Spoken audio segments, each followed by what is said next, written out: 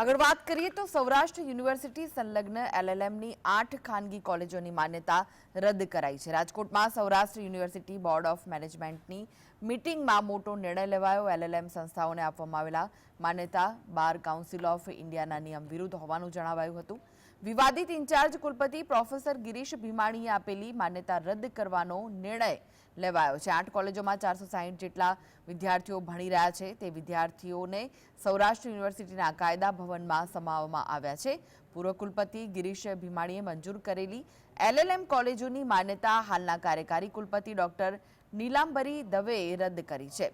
વર્ષ 2021 પછી અન્ય યુનિવર્સિટીની 20 સેલ્ફ ફાઇનાન્સ કોલેજોમાં એલએલએમનો કોર્સ શરૂ કરવા માટેની મંજૂરી આપવામાં આવી હતી। માન્યતા રદ કરાયેલી કોલેજોમાં રાજકોટની ગ્રેસ કોલેજ, જસદણની કૃષ્ણા લો કોલેજ, પડદરીની આત્મીય કોલેજ, મોરબીની ગીતાંજલિ કોલેજ, અમરેલીની એલડી ધાનાણી કોલેજ અને લાઠીની ગાયત્રી ગુરુકૃપા લો કોલેજનો સમાવેશ થાય છે।